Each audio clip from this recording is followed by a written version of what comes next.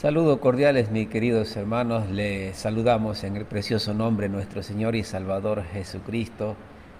Como siempre decimos, deseando que todos ustedes se encuentren bien, deseando que estén recibiendo las ricas y grandes bendiciones de Dios. Y esta noche vamos a tener un estudio y ya en semana pasada estuvimos terminando la serie y el día de hoy vamos a tener un tema abierto. Vamos a hablar de un problema que tenemos nosotros, los seres humanos, un problema que se originó desde desde el principio y hoy sigue eh, dando, dándonos problemas, valga la redundancia, en nuestras vidas. Eh, es un asunto que lo lleva adelante, no importa qué edad tenga la persona, eh, es un hecho que enfrenta este pecado de la mentira. Eh, el tema se llama quién es mentiroso?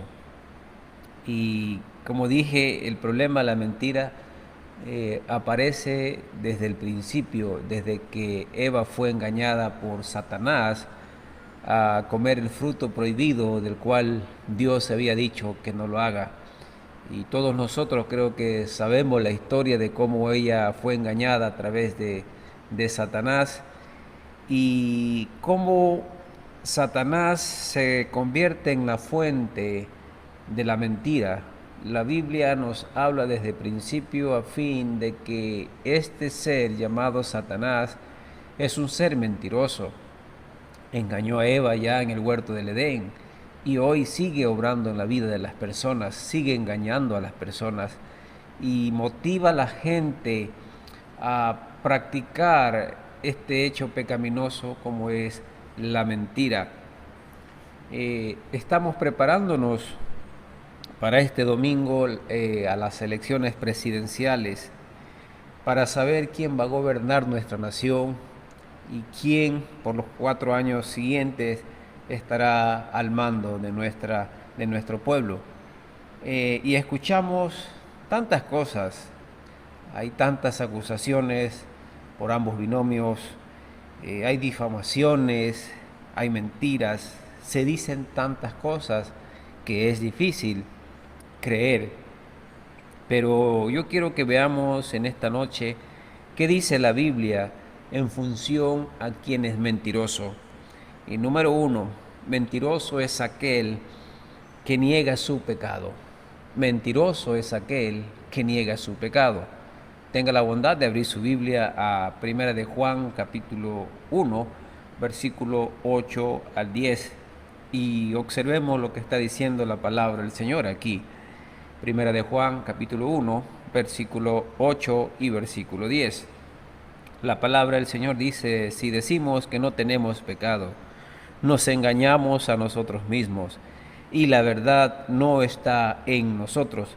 Amados, hay un mundo que está condenado a la perdición por sus transgresiones, por sus pecados, pero viven engañados pensando que el juicio de Dios no les alcanzará a ellos. Algunos dicen que no son tan pecadores, algunos dicen que no son malas personas, algunos dicen que hacen más buenas obras que malas, pero recuerde el engaño que sufrió Eva ya desde el principio. Ella pensó que tomar del fruto prohibido y comerlo, aun cuando Dios había dicho que no, cuando fue engañada o fue persuadida por las palabras de Satanás, terminaría pecando seriamente delante de Dios, tanto que ese pecado de Adán y Eva, obviamente llegaron hasta nuestros días. Entonces, el pecado trae juicio de Dios. Dios no dejará sin castigo al culpable, no dejará pasar por alto su maldad. Él dará retribución a sus actos. Lo dice en su palabra una y otra vez. Eh, Dice Proverbios 11:21, Éxodo 14:18 y perdón, Números 14:18 y Éxodo 34:7, que Dios no dejará sin castigo al culpable. Dios va a dar lo que el ser humano, lo que el pecador merece.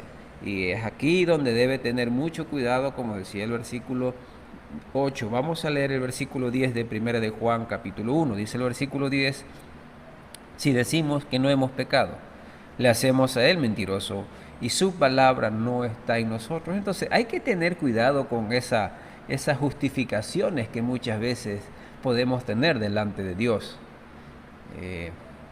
Una de esas justificaciones es decir que somos humanos, decir que somos débiles, decir que fallamos, que somos seres fallosos. Pero tenga cuidado. La palabra del Señor dice que claramente si decimos que no hemos pecado, le hacemos a él mentiroso. Y su palabra no está en nosotros. Satanás nos persuade a que miremos que el pecado, a que veamos que el pecado no es tan malo. Y sabe qué, hermanos, si consideramos, por decirlo así, observando al pecado, si es bonito, es feo, algunos dicen el pecado es feo, pero ¿por qué lo practicamos? El pecado se presenta muchas veces en una manera bonita, tentadora a practicarlo, a cometerlo. Sí, feo es el resultado. El resultado del pecado siempre trae condenación. La palabra del Señor está diciendo en Romanos que la paga del pecado es la muerte. Y está refiriéndose a una muerte más allá del cementerio, más allá de una muerte física. Si una persona muere en sus delitos y pecados, nunca antes arrepintiéndose y considerando a Jesucristo como Salvador, la Biblia dice que la paga de ese pecado será su muerte espiritual, será separación eterna, alejado de Dios. Y yo creo que usted no quiere eso, ¿no es cierto? Vamos a ver el número 2. ¿Quién es mentiroso? Quien confiesa a Cristo y transgrede sus mandamientos. Esto es básicamente para una persona que dice ser cristiana, que dice tener a Jesucristo, pero los mandamientos del Señor no les interesa, no los cumple, no los obedece. Fíjese lo que dice ahí mismo en Primera de Juan, capítulo más adelante, capítulo 2, versículo 4. Primera de Juan 2:4, la palabra del Señor dice: el que dice, yo le conozco, y no guarda sus mandamientos, el tal es mentiroso y la verdad no está en él. ¿Usted conoce a Cristo?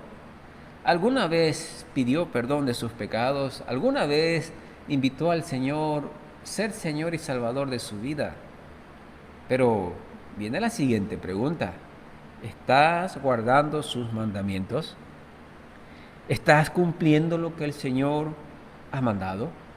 Ah, pastor, ¿cuáles son esos mandamientos?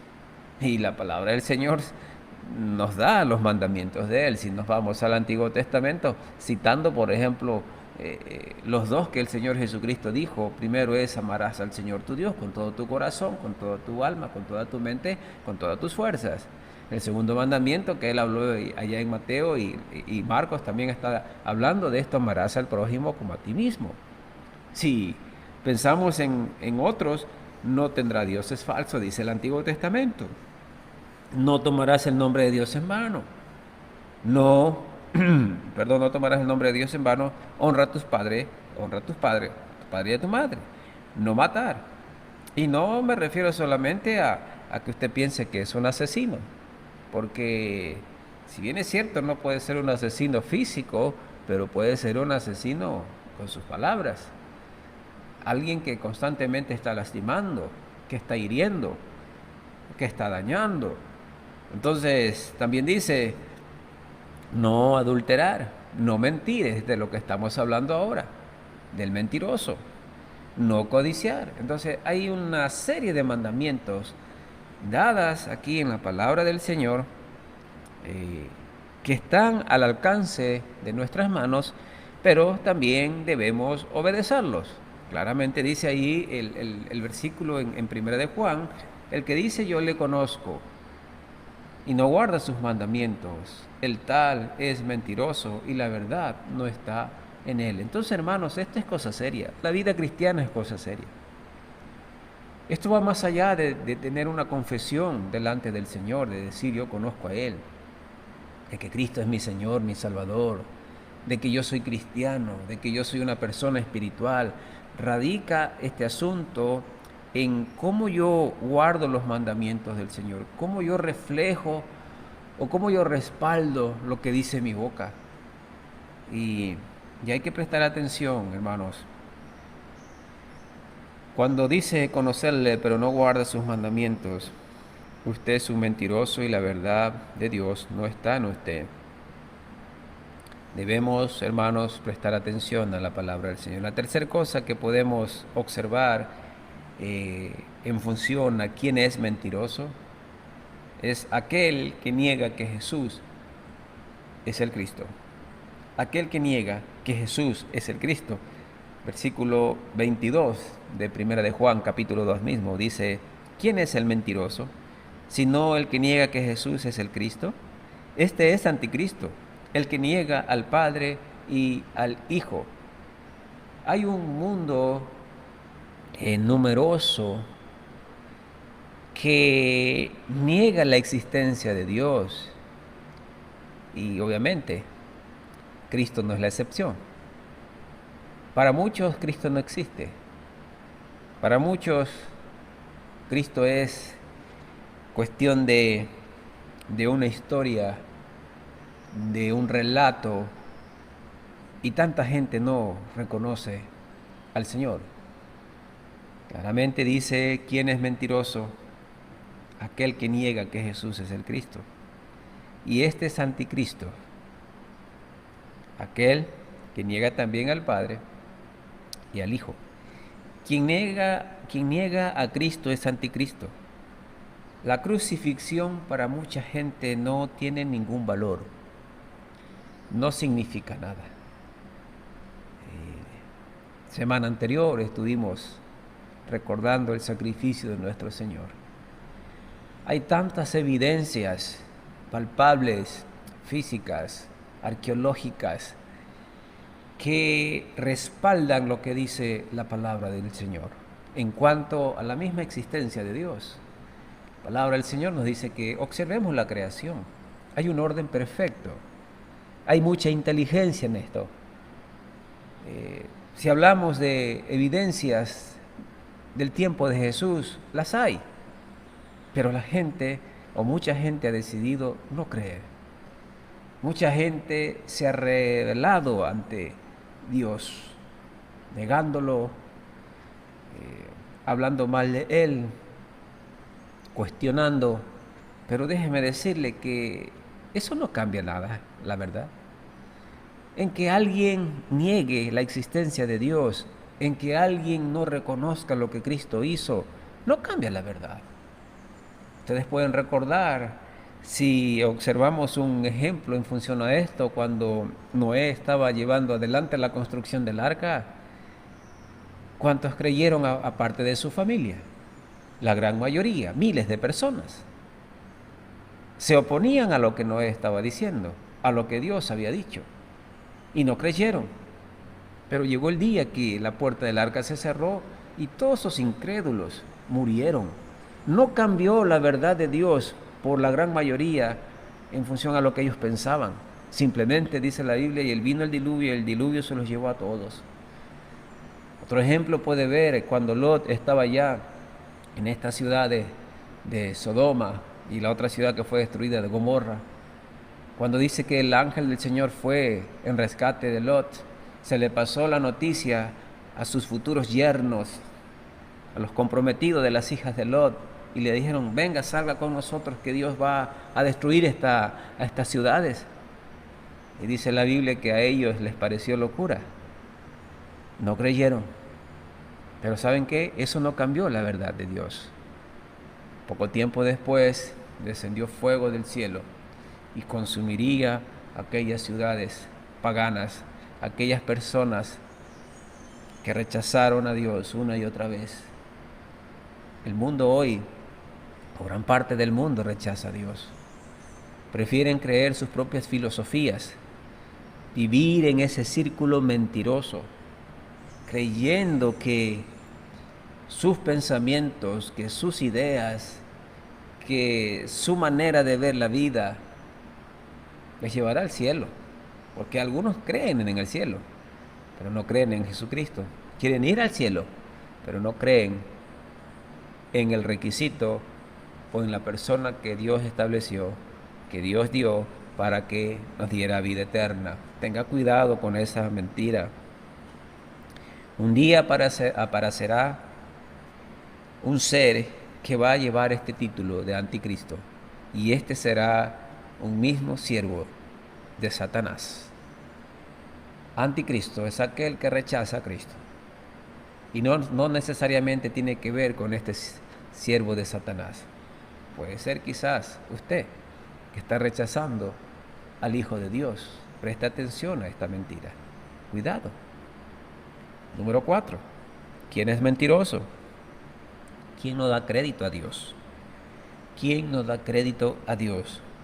Capítulo 5, estamos en Primera de Juan, seguimos ahí. Capítulo 5, versículo 10 nos está diciendo la palabra del Señor: el que cree en el Hijo de Dios tiene el testimonio en sí mismo. El que no cree a Dios le ha hecho mentiroso, porque no ha creído en el testimonio que Dios ha dado acerca de su Hijo.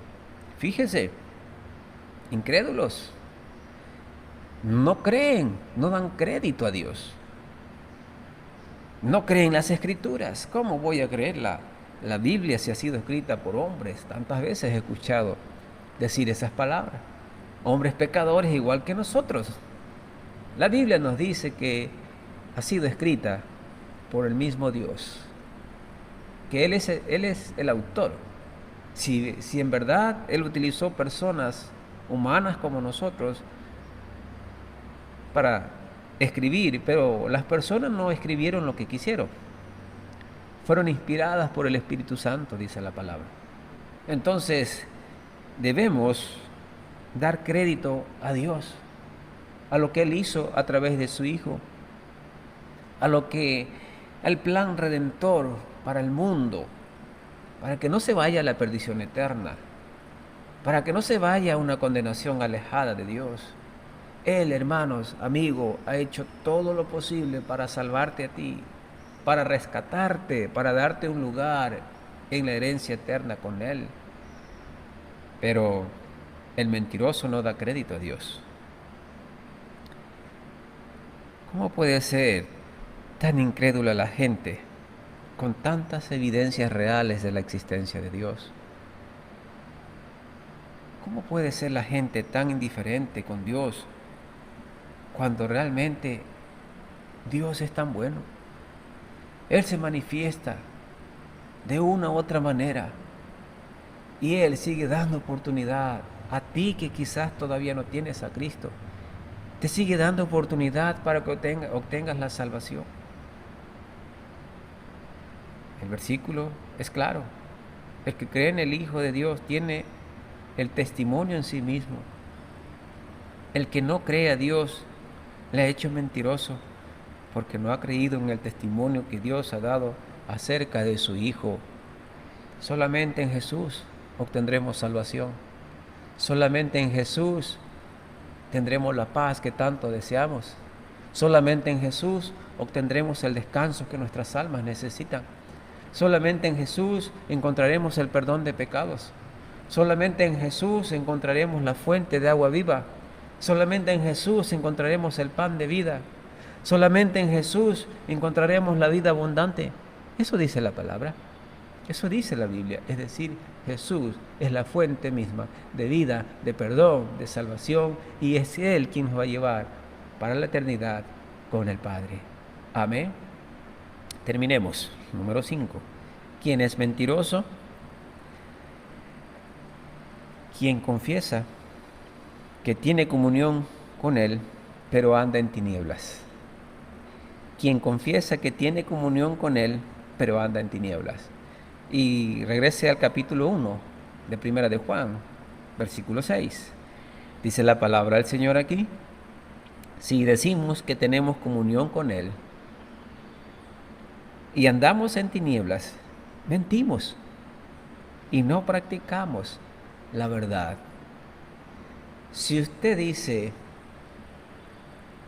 que Cristo es su Señor, su Salvador, y que usted tiene comunión con Él, pero está deleitándose en placeres, en pecados, en cosas que se relacionan con las tinieblas, viviendo en este mundo de oscuridad, usted está engañado, porque no está practicando la verdad, porque Jesús es luz, y si usted es un hijo de Dios, la luz de Cristo vive en usted. Y usted no puede estar involucrado en las obras de las tinieblas cuando usted es luz. No se engañe, tenga cuidado. ¿Alguna vez pidió perdón de sus pecados? Pediste a Jesús salvarte. Pero quiero hacerle otra pregunta. Si su respuesta es sí, si usted ha hecho a Jesús su Señor, su Salvador, hizo su confesión de pecados, la siguiente pregunta es, ¿en dónde está tu caminar? ¿En qué caminos estás transitando? ¿Son caminos de luz o son caminos de tinieblas? Antes de contestarme esta pregunta y antes de justificar tu caminar, espera un momento. Medita. Reconoce que a lo mejor estás en el camino equivocado. Estás engañándote a ti mismo. Mira, no necesitas darme ninguna justificación para que comprendas tu mal proceder. Lo cierto es que Dios lo sabe todo. A Dios no puede engañarle, porque Dios conoce a lo más profundo de tu corazón. Dios conoce qué hay en tus pensamientos y ante Él no puedes justificarte.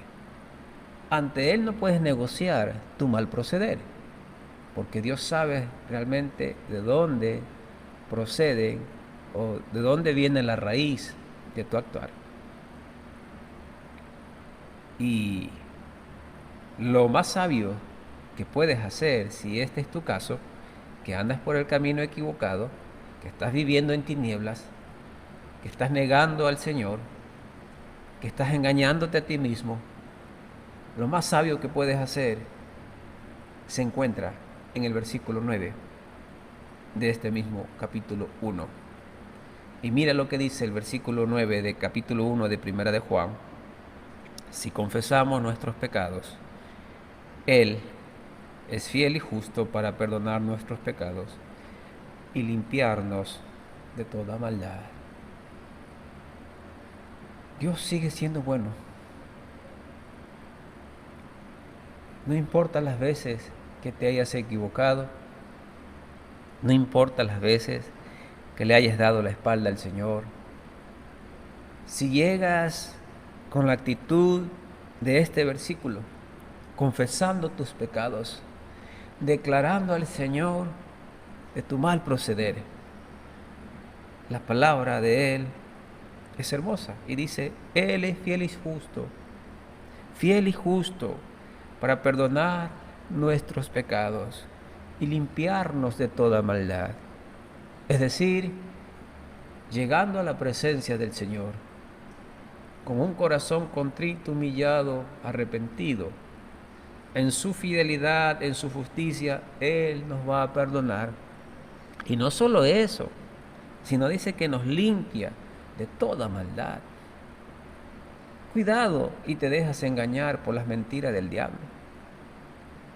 Cuidado y Satanás hace presa de ti, envolviéndote, alejándote de Dios, llevándote por un camino equivocado, por un camino que aparentemente es chévere, divertido, de prosperidad, pero Proverbios está diciendo que hay caminos que al hombre le parece derecho, pero su fin es camino de muerte. Yo te animo a que terminemos en una oración y a que demos gracias a Dios por la oportunidad que tenemos de confesar nuestros pecados y por el privilegio que tenemos de ser lavados, de ser limpiados, de ser hechos nuevas personas. Si has fallado al Señor, pide perdón. Si estás débil en alguna área espiritual de tu vida, pide fortaleza al Señor y Dios se complace en hacerlo. Si tú nunca antes has tomado decisión por Cristo, pide salvación de tus pecados y el Señor va a escribir tu nombre en el libro de la vida. Arrepiéntete, reconoce que eres un pecador, reconoce que estás separado, alejado de Dios. Confiesa con tu boca, cree con tu corazón de que Cristo fue crucificado y resucitó de los muertos, y haz de Él tu Señor y Salvador, y entonces tendrás salvación. Oremos. Padre, en el precioso nombre de nuestro Señor y Salvador Jesucristo, queremos darte gracias, Señor, por el sacrificio de Él, porque Él estuvo dispuesto a ocupar nuestro lugar sin merecerlo. Bendito Dios, ayúdanos a ser personas sabias, a saber identificar las mentiras del enemigo, a dejar de lado, Señor, nuestras justificaciones, a veces hacerte pensar que cambies o que entiendas, mejor dicho, nuestras faltas. Pero lo cierto, Señor, es que tú conoces a lo más profundo de nuestro ser, de nuestro corazón, de nuestra vida. ¿Y cómo podemos engañarte? Queremos reconocer, Señor, que te hemos fallado, que quizás aquí hay personas que están viviendo en pecado, y yo te pido por ellas, Señor. Ayúdalas a entender que el pecado es cosa seria, que no se engañen a sí mismos. ¿Cómo pueden decirte que están en comunión contigo cuando realmente están practicando obras de las tinieblas? ¿Cómo pueden decir que tienen comunión contigo, Señor, y no están obedeciendo sus mandamientos? Padre, clamo por ellos, para que les ayudes a ser hijos que te glorifican. Gracias, Dios, por el amor que tienes para con nosotros. Gracias, Dios, por la fortaleza que encontramos en Cristo, por el perdón de pecados, por la paz, por el gozo y por todo lo que nos ofrece a través de tu Hijo. Queremos dar testimonio de Él, de que eres un Dios fuerte, poderoso, de que eres un Dios de esperanza, de misericordia, de la justicia. Ayúdanos a vivir el resto de nuestros días para tu honor y gloria. Te lo pedimos todo esto en el nombre del Señor Jesús. Amén. Gracias, mis amados, por haberse dado cita esta noche. Queremos recordarle que el domingo nos veremos aquí, Dios mediante, en el servicio, en el templo. Y venga, vamos a tener el culto normal.